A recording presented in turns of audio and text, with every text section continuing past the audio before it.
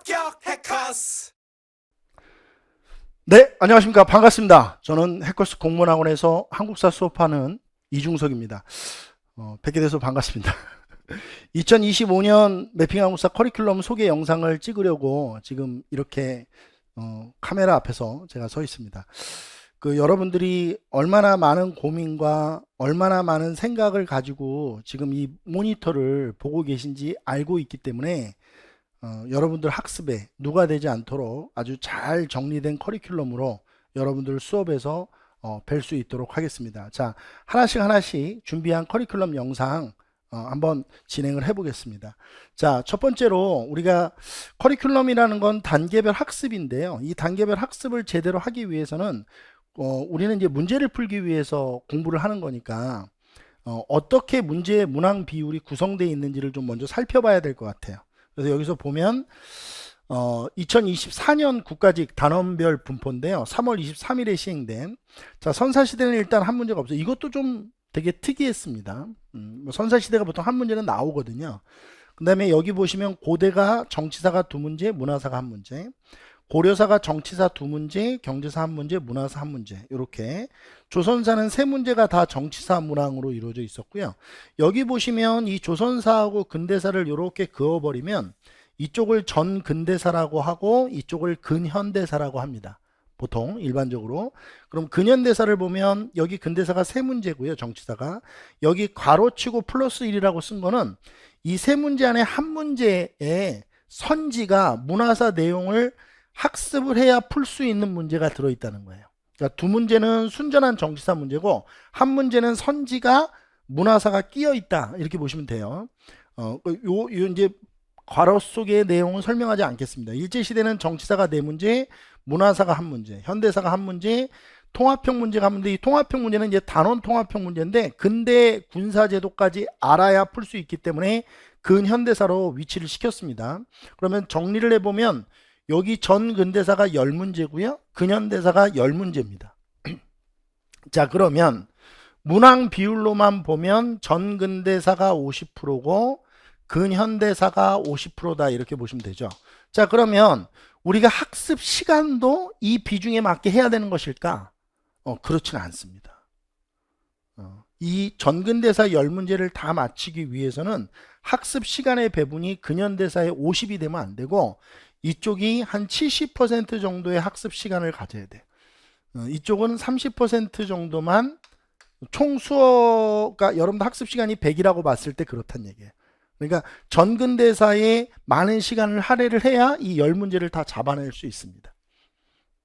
제가 왜 이 다 잡아내야 되는지에 대해서는 이따가 말씀을 드릴 수 있도록 할게요. 자, 요렇게 일단 기억을 좀 해두시고요. 여러분들이 이제 제일 궁금해 하시는 게 커리큘럼을 어떻게 진행하느냐예요.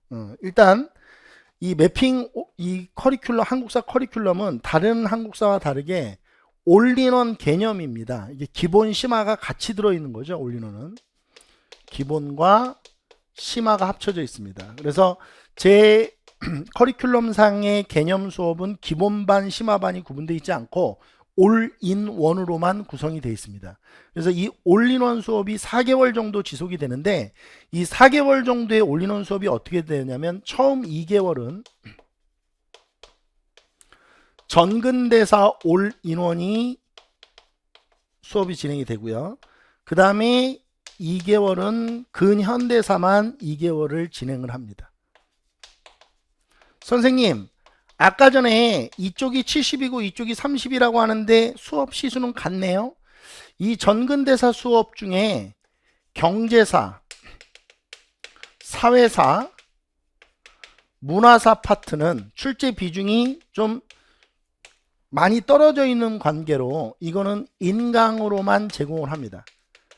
현장에서는 정치사 위주의 수업만 진행을 해요. 물론 필요하면 경제 파트나 문화 파트에서 개념상 정치사에 녹여낼 수 있는 것들은 녹여내서 수업을 하는데 분리는 이렇게 돼 있다, 이렇게 보시면 됩니다. 그러니까 사실은 선생님들별로 좀 차이가 있는데 어떤 선생님은 기본반 끝내고 심화반 하시는 분이 있잖아요. 그래서 4개월 코스로 하시는 분이 있고 어떤 분은 2개월로 압축 수업을 하시는 분들이 있고 이건 선생님마다 다 강의 스타일의 문제인데 저는 전 근대사와 근현대사를 2개월로 나눠서 학습을 합니다.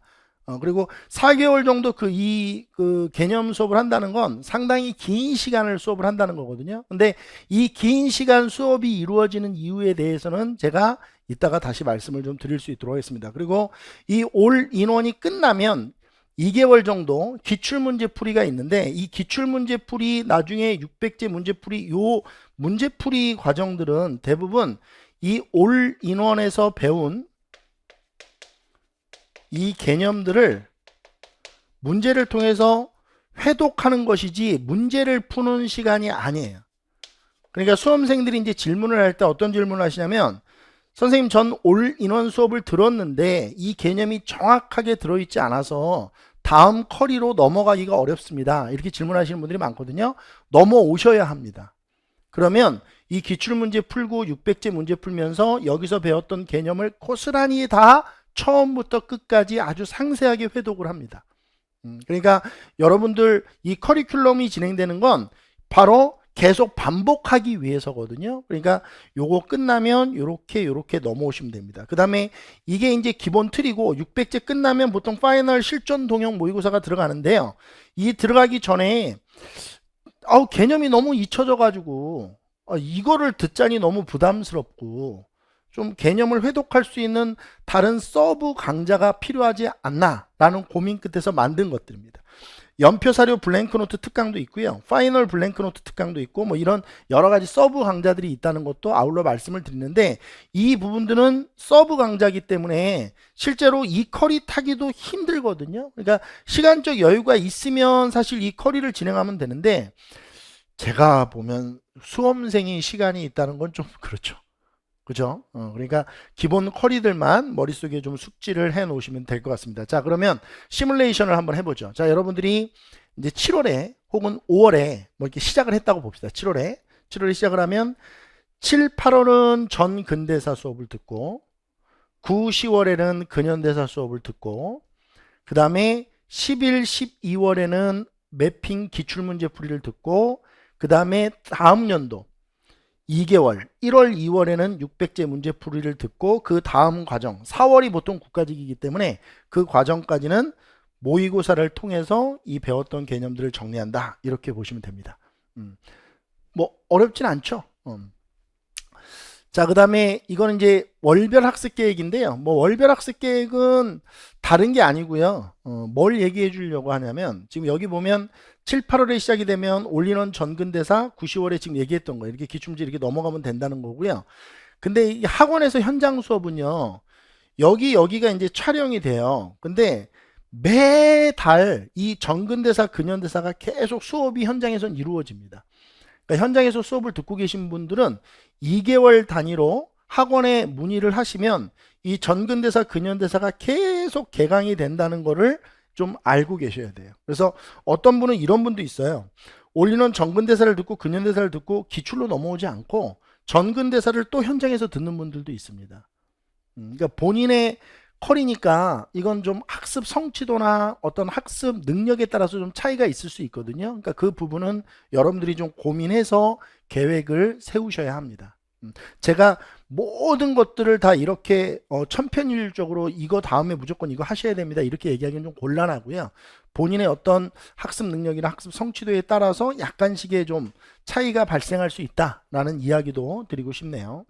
자, 그 다음에 2025년 한국사 학습 방법인데요. 제가 이제 강조하는 부분들입니다. 자, 이게 이제 학습이라는 말부터, 이 뜻부터 좀 한번 보죠. 뭐 이 방법은 나중에 얘기하고요. 자, 이 학이라는 게 뭐냐면,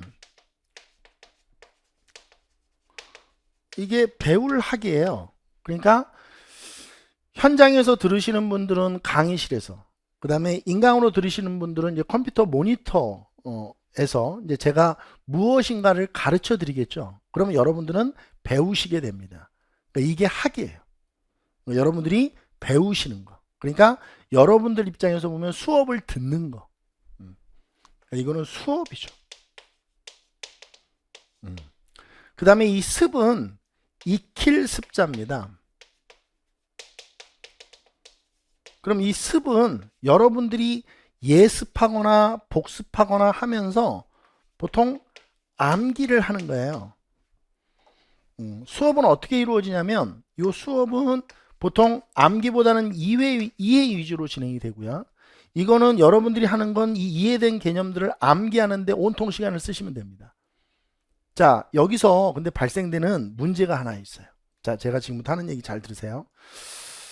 최근에 이 노량진을 중심으로 해서 이제 공무원 커뮤니티가 많잖아요. 인터넷상에. 커뮤니티에 보면 한국사 문제가 너무 쉽다 이거예요. 어떤 분들은 이런 얘기도 합니다. 한국사 능력검정 시험보다도 쉽다. 한능검과 수준이 비슷해졌다. 예전에는 공무원 한국사 문제가 정말 많이 어려웠거든요. 그런 시기도 있었는데 요즘에는 많이 쉬워졌다. 뭐 이렇게 얘기하시는 분들이 있어요. 맞는 얘기입니다. 쉬워졌어요. 근데 문제는 한능검 문제처럼 쉬워진 건 맞는데, 그럼 한능검 정도로 공부를 하면 공무원 한국사가 원하는 어떤 목표를 달성할 수 있느냐? 그거는 아닌 것 같아요. 자, 왜 그러느냐? 일단 한능검과 공무원 한국사는 시험에 이 뭐라고 해야 되나? 채점 방식이 다르죠. 한능검은 절대평가 방식이고요. 공무원 한국사는 상대평가입니다. 그러니까 무슨 얘기인지 한번 들어보시죠. 자, 한국사는 쉽다? 이건 오해예요. 근데 그럼 다른 수험생은요? 나만 쉬운 거예요? 다른 수험생은 어려운 상태에서 저만 쉬워지는 거냐? 아니죠. 그럼 어떤 일이 발생되느냐? 2024년, 2023년 기준으로 말씀을 드리면 90점을 맞고도 떨어지는 학생들이 수두룩하다. 자, 이 얘기는 문제가 쉬워진다고 해서 학생들에게 유리한 것만은 아니다라는 얘기예요. 학생들 입장에서는 상대평가 문제라는 건 뭐냐면, 다른 수험생들이 많이 틀리시는 문제를 본인은 한두 문제 정도를 맞춰야 된다는 얘기예요. 그래야 합격이 되죠. 그러니까 다른 분들과 똑같은 성적으로는 어차피 상대평가 방식에서 우위를 점하기가 어려운 거 아니겠습니까? 근데 한능검은요, 심화를 보는데 예를 들어서 80점을 맞으면 1급을 주고요. 70점 맞으면 2급 주고요. 60점 맞으면 3급을 줘요. 그러면 예를 들어서 뭐 경찰이다. 근데 기본 조건이면 3급이다. 그럼 6점만 넣으면 되는 거예요. 그러면 공부를 할 때 그냥 출제 비중이 높은 것들 순서대로, 좀 이제 학원에서 쓰는 은어 같은 건데 출제 랭킹 순서대로 정리를 하고 뒤에 잘 그렸던 건 버려도 60점은 넘는 거거든요. 근데 이 공무원 한국사는 좀 제가 심하게 말씀드리면 90점을 맞는 학생과 빵점을 맞는 학생이 같은 점수라고 보시면 돼요. 왜? 어차피 둘 다 떨어지죠. 우리는 합격을 하기 위해서 하는 거죠. 인증을 받기 위한 시험이 아니에요. 그러니까 내가 공무원 한국사를 90점 맞았다? 이건 아무 의미가 없어요. 합격을 해야 되는 거 아니겠습니까? 근데 최근에 문제가 쉬워지면서 90점을 맞고도 떨어지는 분들이 많다는 얘기예요. 그러니까 다 맞아야 돼요. 아까 전에 전근대사의 70%의 학습 분량을 줘야 된다는 거는 바로 그런 의미입니다. 선생님들에 따라서 90점만 맞으면 잘하는 거 아니냐 그러는데 제 생각은 좀 다릅니다. 다시 한번 말씀드리지만 상대평가 시험은 좀 잔인하게 얘기하면 다른 분들이 본인 발 밑에 있어야 돼요. 다른 분들과 대등한 위치에서는 절대 합격을 할 수 없습니다. 그러면 이제 좀 세밀하고 정밀한 커리큘럼, 컨텐츠 이런 게 필요해요.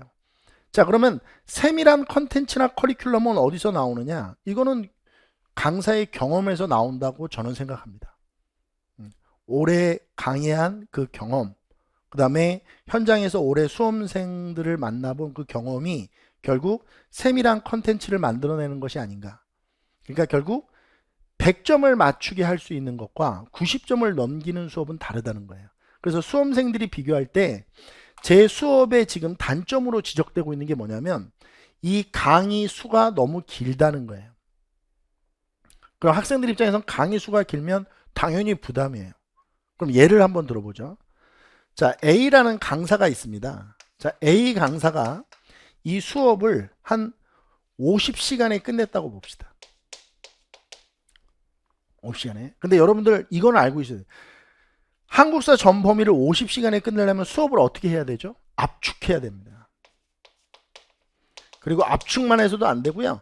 빠르게 해야 돼요. 압축하고 빠르게 수업해야 돼요. 자, 그러면 학생들은 이해가 잘 될까요? 안 될까요? 당연히 안 되죠. 왜냐하면 역사는 히스토리예요. 근데 스토리가 중간에 빠져버리면 이야기가 얼개가 만들어지지 않기 때문에 당연히 이해가 안 돼요. 전 사건의 결과는 이전 이후 사건의 배경이 되거든요. 근데 이전 사건의 결과를 흐리멍텅하게 만들어 놓으면 이후 사건이 이해가 안 돼요. 이 사건이 왜 발생했는지가. 그래서 결국에는 이 습을 할 때 많은 시간을 학생들이 할애하셔야 해요. 그러니까 예를 들어서 150시간 정도를 3배 정도를 할애해야 100점을 맞을 수 있다고 봅시다. 자, 이제 100점이 우리는 기준이니까 이렇게 해서 100점. 그럼 총 200시간이 들어가죠. 근데 이제 비강사가 저라고 봅시다. 저는 이걸 100시간을 수업을 해요. 그럼 이제 수험생들 입장에서는 왜 이렇게 길어? 이럴 수 있죠. 저도 인정합니다. 근데 이게 만약에 이렇게 든다면 똑같은 시간 아니에요? 200시간이? 그럼 이렇게 해서도 100점이 나와요. 이게 안 나온다는 얘기는 하고 싶지 않아요. 근데 여기서 중요한 문제가 발생해요. 학생들은 여기서 오는 피로감과 여기서 오는 피로감이 피로감 정도가 달라요. 수업을 듣는 거는 좀 덜 피로해요. 왜? 전문가가 해주는 얘기를 웃으면서 들으면 되거든요. 근데 이거는 혼자 몽땅 본인이 외우는 거는 어렵습니다. 그리고 이 시간에 대한 효율성을 좀 얘기를 해보면 일단 피로감을 줄일 수 있다는 거예요. 똑같은 200시간인데 피로감을 줄일. 그리고 기억 저장 시간에 문제가 발생하거든요. 그냥 외우는 거 시간이 길어지면 휘발하는 정도가 커요. 근데 이렇게 강사의 이야기를 통해서 전개되는 수업 방식은 기억이 잘 남는다는 거죠. 왜냐하면 이야기를 하기 때문에. 플롯이 만들어져 있어요. 스토리, 플롯 이런 것들이 만들어져 있기 때문에 이 사건이 일어난 이유 이런 것들을 명백하게 밝히면서 수업이 이루어지거든요. 그러니까 긴 거예요. 그런데 이렇게 하면 당연히 다른 수험생보다 기억 저장 시간이 길어요. 그러니까 이제 선택은 여러분들이 하셔야 하는 것 같아요. 과연 어떤 강사가 본인에게 맞는 거예요? 이건 다를 수 있습니다. 제가 아주 솔직히 얘기할게요. 예를 들어서 뭐 사학과를 나왔다 내가. 그러면 제 강의 굳이 들을 이유 없어요. 압축 강의 듣고 본인이 문제 풀어도 맞겠죠. 근데 대부분의 학생들은 국사에 대한 어떤 피로감을 갖고 있는 학생들이 많습니다. 중고등학교 때 국사가 싫었거나 나 진짜 국사 때문에 너무 힘들다 이런 분들은 제 강의 한번 들어보세요. 그러면 재밌게 공부하실 수 있습니다. 왜냐하면 이 시간을 늘리는 이유는 여러 가지의 어떤 컨텐츠를 만들어내는 과정이거든요. 그러니까 제가 수업 시간에 들어보세요. 웃긴 얘기 해주 이러면서 시간이 늘어나는 건 아니거든요. 그러니까 결국 이 두 개를 비교해서 여러분들이 선택을 하시고, 그리고 저는 수업 이 학습의 전략이 90점을 넣는 수업 이런 건 안 된다고 봐요. 왜? 어차피 떨어집니다. 한국사가 쉬워졌기 때문에. 다른 수험생은 안 쉽나? 다른 수험생도 쉽다. 그렇다면 다른 수험생보다 조금 더 지엽적인 거. 그 다음에 다른 선생님들이 잘 취급하지 않았던 깊이 있는 것들, 이런 것들까지 정리를 하셔야 비교 우위에 놓일 수 있고 합격을 하실 수 있다. 감히 이렇게 말씀드리고 싶습니다. 그리고 제 강의는 이 비교 우위 전략을 만들어내기 위한 치밀한 고민 속에서 만들어졌습니다.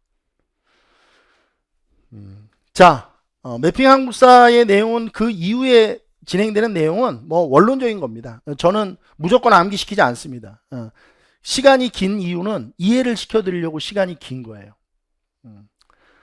그리고 매핑이라는 이 단어는 이미지 학습을 하는 거거든요. 그래서 여기 보시면 빨간 장미꽃이라는 그냥 텍스트라고 합시다. 글이 있고 빨간 장미꽃 이 이미지가 있을 때 어떤 것이 이 둘 중에 어떤 것이 기억 저장 시간이 길어질 것이냐. 그러니까 일주일 있다가 일주일 전에 봤던 장미꽃의 색깔은 무엇입니까? 라고 물어봤을 때 어떤 분이 맞을 확률이 더 높으냐 이거죠. 이렇게 외운 분이 높겠느냐? 이렇게 외운 사람이 높겠느냐? 여러분들이 생각하시면 돼요. 이거는 제가 한 얘기가 아니고 뇌과학자나 이게 신경 쪽 연구하시는 분들이 한 얘기예요. 인간의 기억 저장 시간이 어떻게 길어지는지. 이쪽이 훨씬 우수해요. 기억 저장 시간은. 그래서 빨간 장미꽃이라는 글자와 빨간 장미의 이미지는 기억 저장 시간에 차이가 발생합니다. 매핑의 시작은 글로 되어 있는 개념을 도식화 이미지하여 기억 저장 시간을 늘리는 겁니다. 결국 이 기억 저장 시간을 늘리는 게 시험에서 승부를 가르는 거예요. 왜냐면 우리가 중고등학교 때 내신 공부하는 게 아니잖아요. 그러니까 오늘 공부해서 내일 보는 게 아니잖아요. 오늘 공부한 내용들이 적어도 길게는 1년, 뭐 짧게는 한 3, 4개월은 지속이 돼야 결국 시험을 볼 때 맞출 수 있거든요. 그러니까 오늘 하루 동안의 정보, 그러니까 개념을 얼마나 많이 넣느냐, 이게 문제가 아니고 들어간 이 내용들이 얼마나 오랫동안 기억에 남느냐거든요. 시험은 그거예요. 그러니까 누가 열심히 하느냐 아니고 누가 덜 까먹느냐의 문제죠. 이건 아까 전에 했던 얘기고요. 그 다음에 이게 이제 교재입니다. 그러니까 여러분들 교재가 좀 설왕설래하는 게 많은데 제 올인원 수업은 이 블랭크 노트로만 진행이 됩니다. 그러니까 기본서는 이게 기본서입니다. 한 권짜리로 되어 있고요. 지금 2025년 개정판은 아마 색깔이 좀 달라질 텐데 이 올인원 블랭크 노트로 수업을 진행한다는 거. 올인원 블랭크 노트는 대부분 이런 식으로 도표와 도식화되어 있습니다. 좀 뭐 페이지를 좀 소개하는 거고요. 그 다음에 연표 사료 블랭크 노트, 연사불이라고 하고 기출 OX 블랭크 노트, 뭐 이런 것들도 다 이렇게 매핑으로 구성이 되어 있고요.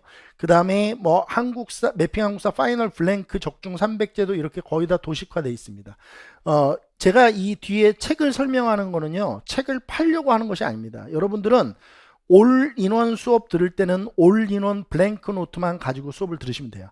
그리고 그 이후에 진행되는 커리는 기출문제나 600제 같은 경우는 해커스에서 나오는 문제집을 사용합니다. 그리고 지금 저기에 소개시켜드린 책을 소개시켜드린 이유는 1년 동안에 진행되는 전체적인 학습 계획이 교재를 통해서 서 있다는 얘기를, 이미 만들어져 있다는 얘기를 하려고 교재를 보여드린 거예요. 그러니까 주먹구구식으로 그때그때 임기응변적으로 커리큘럼을 만들어서 진행하는 게 아니고 1년 동안의 학습 계획이 머릿속에 다 서 있고 이미 교재가 다 완성되어 있는 상태다. 그리고 이건 네이버 카페인데요. 이 네이버 카페를 좀 가입을 해주셔야, 이중석 한국사 치면 되거든요. 가입을 해주셔야 여기서 이제 학습 정보도 공유하게 되고 자료도 공유하게 되고 또 제가 수업하는데 뭐 여러 가지 어떤 상황 변화들 이런 게 있으면 여기다 공지를 올리거든요. 그 공지를 여러분들이 확인해 보실 수 있습니다. 자, 저는 매년 그랬듯이 열심히 연구하고 열심히 준비해서 여러분들 뵐 수 있도록 하겠습니다. 여러분들도 좀 강한 마음으로 저랑 만났으면 좋겠습니다. 그러면 제가 여러분들 학습에 누가 되지 않도록 최선을 다해서 여러분들을 합격하는데 좀 디딤돌 역할을 할 수 있도록 하겠습니다. 자, 영상 여기서 마무리하겠습니다. 감사합니다.